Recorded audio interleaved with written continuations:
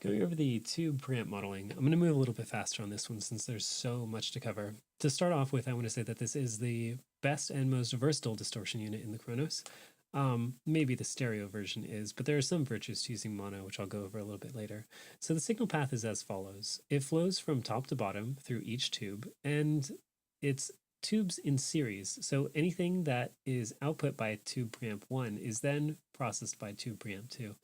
To start off with, let's go over these high cut and low cut filters. And they are filters as opposed to shelves. If I play some noise, we have this top analyzer here is an oscilloscope, and this bottom one is a spectrum analyzer. So you might want to pay attention to the bottom one. While playing noise and adjusting the high cut, I am effectively using a 1-pole or 6 dB per octave low pass filter.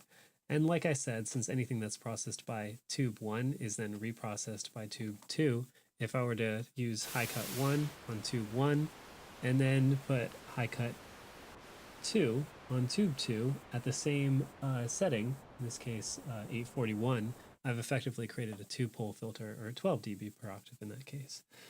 And that is to say any harmonics that are added by tube 1 can then get filtered out by the low and high cut filters of tube preamp 2. Next up is the gain and saturation. These are closely linked to each other. So if you don't use any saturation, if saturation's on 0, then turning up the gain is essentially just like a clean gain. So let me switch over to a sine wave. This is at 100 Hertz. By turning up the gain, I'm not really adding any harmonics. See that the signal is getting quite loud though. If I turn up the saturation and then turn up the gain, and actually let me compensate with turning down the output, then you see that the gain control is in fact adding a harmonic there. So let's talk about bias. Bias is best understood with the oscilloscope. So it makes the distortion biased towards one polarity versus the other.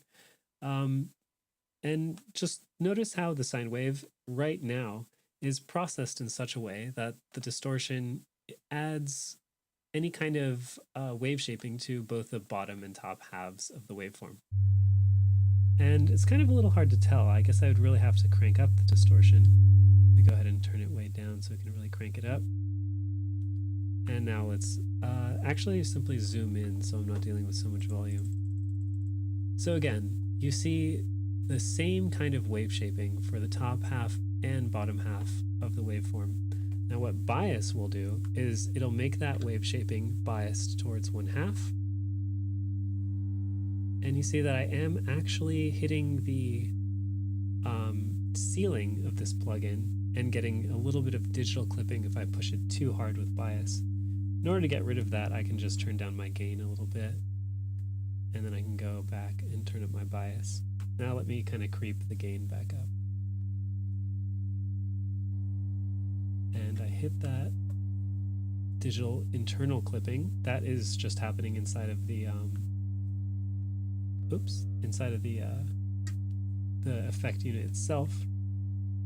Let me go ahead and turn that down just a tad. Okay, so now we have a good example where the top half is still nice and smooth and rounded, and this one has that wave-shaped groove that we get from the distortion. And with that asymmetry, we get even order harmonics. So you can think of like any symmetrical waveform, like a square wave or a triangle wave, those only have odd order harmonics. But if you think of an asymmetrical waveform, like a sawtooth wave, that contains both odd and even harmonics. So because of this style of distortion, of this wave shaping that's biased towards one side of the waveform, we do get an even order harmonic. So you see this is at 100, and then this is at 200, thankfully, and then this is at 300. So this distortion unit is the only other one besides the wave shaper that gives you asymmetrical distortion and thus even order harmonics as well as odd. If you notice when I take off bias, you'll see that this second harmonic, that even order harmonic, will disappear. So the next thing to go over is this phase parameter. So this is flipping the phase from preamp 1 going to preamp 2. And the reason it lets you do that is because if there is some sort of biasing going on, you know, if it is shaping one part of the wave differently than the other, then you can target which half of the waveform it's shaping with the bias parameter and the phase flip parameter. So let's say that I throw a sawtooth waveform through this. Actually, I haven't done this yet, so this is going to be an interesting experiment. Let me take down the gain a bit. Let's go to like 12. So we are getting a harmonic of distortion there. Saturation's at full. I'm going to go ahead and turn this, the feedback up on the oscillator and turn it into a sawtooth waveform. And so I don't necessarily need to mess with the bias on the first one, but I'm going to go ahead and turn bias all the way up for the second tube. And then I can turn up some gain for the second tube as well. And I did hit that clipping range, so let me actually turn this down.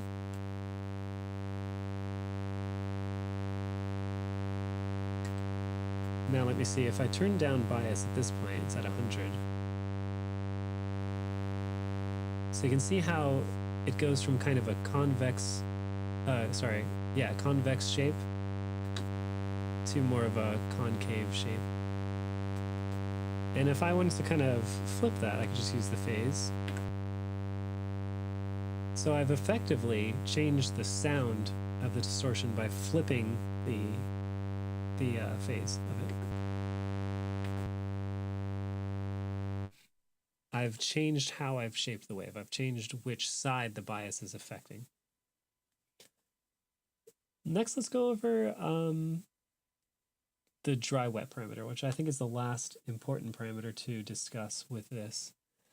With the dry-wet, let's say that I am using unison. And for this, I don't really need a scope for this. We could just use our ears for this one. Let's go to the Common tab, Basic Vector. Let's put on some unison. 2 is fine. Let's do spread on 100, and let's listen to that. So it should still sound mono. And let's go into the insert effect itself and bypass it.